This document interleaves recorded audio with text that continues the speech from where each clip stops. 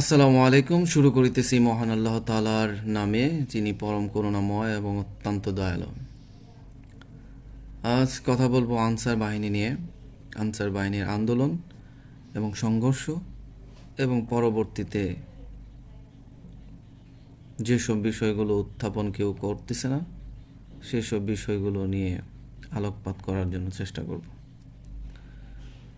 প্রথমে বলি, আনসার বাহিনী আন্দোলন করতেছে, তাদের অধিকার খর্ব হয়েছে বলেই তারা আন্দোলন করতেছে। এটা স্বাভাবিক বিষয়। এটাকে অবমূল্যায়ন করা যাবে না, কেননা অধিকার খর্ব হচ্ছে বলে এতগুলো জনতা একত্রিত হয়েছেন। 16 বছরের জঞ্জাট 16 দিনে সংশোধন করা যাবে না, যেমনটা ঠিক তেমনি যদি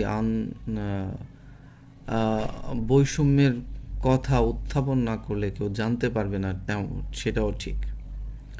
আনসার বাহিনী তাদের অধিকারের কথা বলতে আসছে। আমার মূল বক্তব্যের 2টা পয়েন্ট: অধিকার নিয়ে মানুষ সোচ্চার হবেই, আন্দোলন করবে, কিন্তু সেই আন্দোলন বা মানববন্ধন সেটা নিয়মতান্ত্রিকভাবে করতে হবে।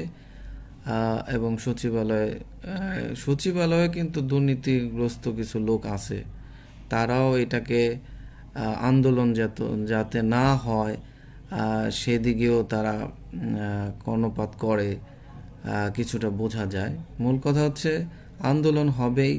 সে আন্দোলন বৈষম্যের বিরুদ্ধে আন্দোলন হবেই। বিগত 16 বছরে করতে পারে নাই বলে এই সরকারকে করতে পারবে না তা নয়, কারণ আমাদের প্রত্যেকটা খাতে খাতে বৈষম্য আছে। সেই বৈষম্য আর কথা উত্থাপিত না হলে তা চিহ্নিত করা যাবে না। চিহ্নিত না করলে সেখানে সমাধান আসবে না।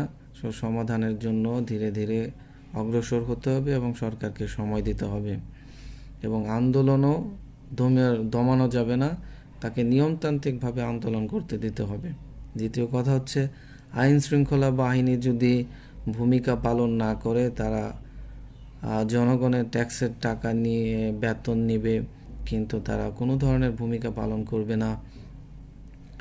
দেশের অরাজকতা নিরাময়ের জন্য কোনো পরিকল্পনা থাকবে না,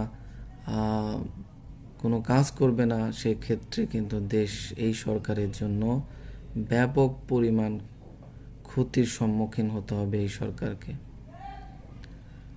ভালো থাকবেন সবাই, আমার জন্য দোয়া করবেন, আমার পিতামাতার জন্য দোয়া করবেন। আসসালামু আলাইকুম।